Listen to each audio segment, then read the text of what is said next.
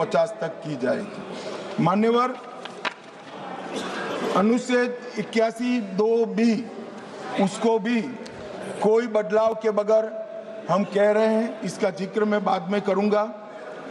अनुच्छेद 81(3) में जनसंख्या को नवीन जनगणना के अनुसार परिभाषित करने का जो है, उसमें हम प्रोविजो क्लॉज लगाते हैं और इसको समाप्त करते हैं।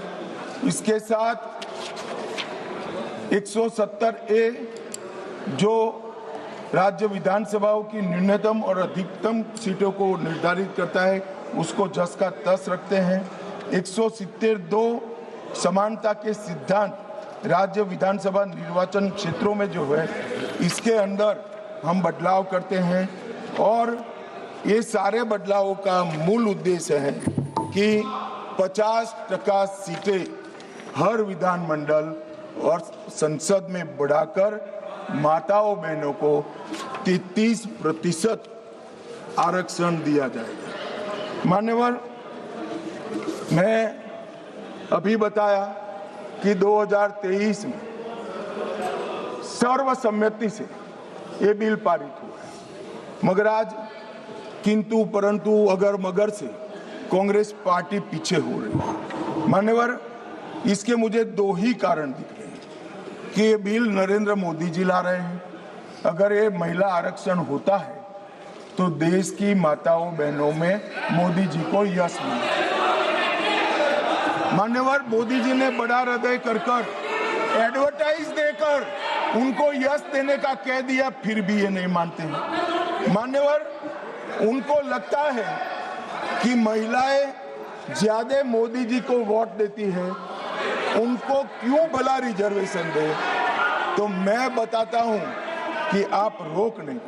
आज ये 23 में इस सदन में से देश की महिलाओं को जो वादा किया था 23 में 33% आरक्षण का, irrespective of party, irrespective of member, पूरे सदन ने वादा किया था, इससे पीछे हट रहे। मान्यवर, ये पहली बार नहीं हुआ, ये साबानों में भी पीछे हट गए, ट्रिपल तलाक में भी पीछे, और अब तक जितनी बार महिला आरक्षण आया वो पीछे हटे। मान्यवर, मैं अभी भी, हमारे नेता ने तो कहा कि भाई अंतरात्मा की आवाज से वोट करिए।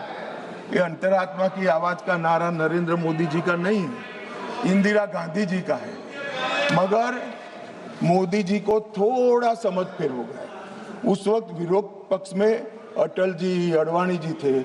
यहाँ आत्मा ही नदारद है, अंतरात्मा कहां से लाना। मान्यवर, ये रूथलेस पॉलिटिक्स करते। महिलाओं को आरक्षण मिलेगा, इसका यश किसको मिलेगा, इसके लिए आप महिलाओं का आरक्षण हटका रहे हो। चुनाव में जहां जहां जाओगे, इस देश की महिलाओं का आक्रोश आपको सहन करना पड़ेगा, फेस करना पड़ेगा और रास्ता भी लेंगे। मान्यवर, मैं, आप इस सदन के कस्टोडियन हो, अभिभावक हो। मैं टीवी पर विपक्ष के नेता का भाषण सुन रहा था। आपकी जिम्मेदारी है कि ये सदन की गरिमा पूरे देश में और विश्व में बनी रहे। मान्यवर, ये जो भाषा है सदन की मर्यादा तोड़ने वाली, आप क्या भाषा उपयोग, कायर है, आप सरेंडर कर रहे हो, आप मुझसे डरते हो, अपशब्दों का प्रयोग होता है, असंसदीय शब्दों की भरमार लग जाती है। सदन में कोई आंख मारता है, कोई मुस्कुराकर बैठता है। मान्यवर, सदन के रास्ते पर चाय पकोड़े खाते हैं। सदन के रास्ते ये किस प्रकार का विपक्ष के नेता का बिहेवियर, किस प्रकार की भाषा है। क्या वो समझते हैं कि ये भाषा को देश नहीं सुन रहा है? ये भाषा को देश सुन रहा है।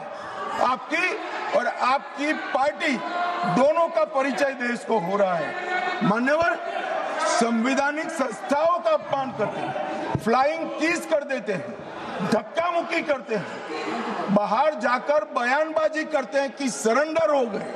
स्पीकर को बार बार रोकना पड़ता है और सत्र छोड़कर विदेश चले जाते हैं। मान्यवर, मैं इतना जरूर कहता हूं कि ये भाषाओं में तीव्रता से भावनाएं व्यक्त नहीं होती है।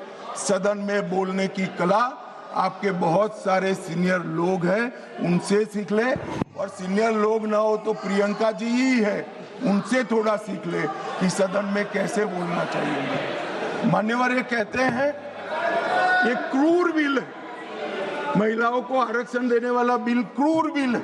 उत्तर और दक्षिण के बीच में भेदभाव कर रहे हो, दक्षिण का प्रतिनिधित्व कम हो जाएगा। इतना कल समझाने के बाद भी अगर ये स्टेटमेंट आता है मान्यवर, तो मैं मानता हूं ये जानबूझकर दिया गया स्टेटमेंट है। मान्यवर, मैं विपक्ष के नेता राहुल गांधी जी को, पूरी कांग्रेस पार्टी को और विपक्ष के उनमें को इस देश का परिचय कराना चाहता हूं कि हजारों साल पहले राम सेतु बनाने के लिए जिस गिलहरी ने योगदान दिया था, वो गिलहरी को भी आज अवध्य माना जाता है इस देश में।